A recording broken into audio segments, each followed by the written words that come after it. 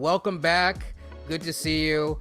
And if you didn't watch the game, beware of the highlights. Hide your kids, hide your wife, and hide your husband, because that was NSFW, not safe for work, because the Raptors whooped the Spurs 143-100. Oh my goodness.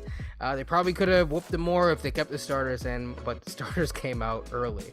So let's talk about the game first before we get into the 3 points that I always love to get into. Fast break points tell the tale of the tape. And again, we saw a similar split. 41 points to 12 fast break points. That led the game.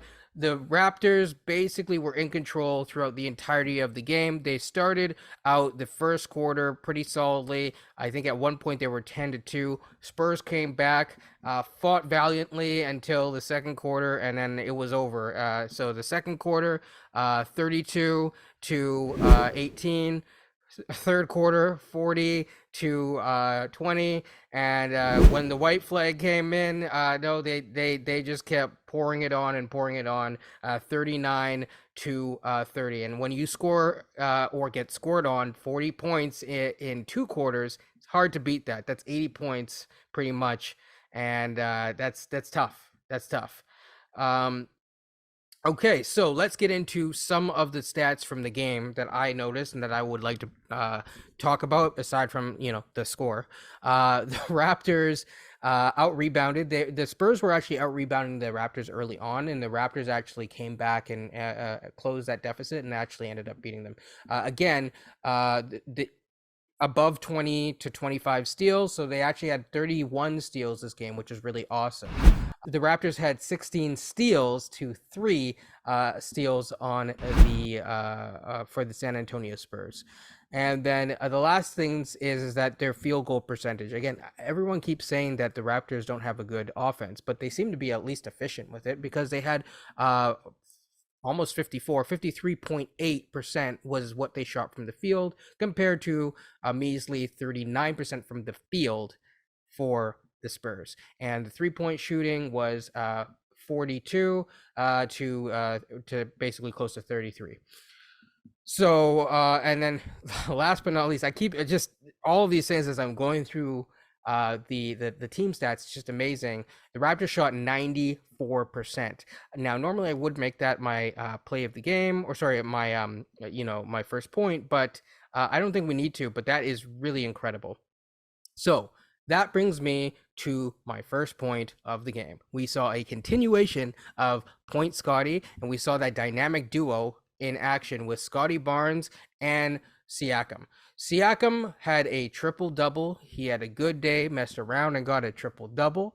And the thing about it is that he had 11 assists. He had 3 turnovers. The Raptors are actually number 1 currently in terms of assist to turnover ratio, so they're making great passing reads, taking care of the ball. That's the type of play that you want to see from a team like that. Scottie Barnes, again, Point Scottie. I'm going to do a breakdown on this on a different channel eventually, but I think the important thing is that what makes Point Scottie so amazing is that he is much better when he as he's growing these half-court offensive initiation skills.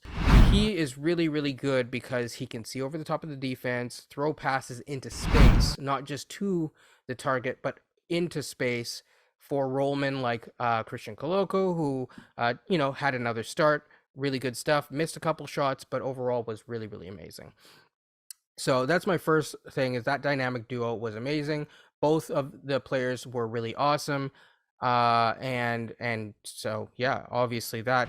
Number 2, defense into offense. So again, I just talked about those fast break points. They took care of the ball. Turnovers were low, created a ton of turnovers through steals, and just really, really played intense defense with those long boy lineups, those positionless ball lineups. You're going to hear this again and again and again. Please don't get sick of me saying and talking about positionless ball. But that's what the Raptors play. They fought hard. They did really well this game, like they always do. Last but not least, the bench. The bench is healthy. So I want to give a shout out to Otto Porter. Congratulations on the child, on the birth of your child. It's amazing. He is officially, I am actually not sure if it's a boy or a girl, but they are Canadian. So shout out to Otto. He came back. He looked good in his minutes. He had 5 points, 1 of 2 shooting, 1 of 2 from three, of course, but he also had 2 steals and made some great passing reads, some great rebounds. Was really active for someone who hasn't played all season yet and played just under 11 minutes. Delano Banton was also good on the bench, 3 of 3 from 3-point range. Can't really ask more from him from that. Chris Boucher is the chaos engine that you'd want to see on the bench. He is going to be that bench leader in points and production. And again, I see the bench unit as a chaos unit, as a creator of chaos, and he is that engine that runs the chaos unit. So really good stuff. I really had fun watching this game. OG Anunoby is making one heck of a case for all defensive for that all defense team. Now, keep in mind, all defense, only 10 players win it. So, in my opinion, it's a little bit harder to actually win all defense than it would be to win all NBA in theory, because it's 15 spots versus 10 spots on all. I think if he remains healthy, I think that there's a good chance. Some people are talking about him as, being in the defensive player of the year. I think it's a little bit early for that, but as long as he remains healthy, he will remain in that conversation.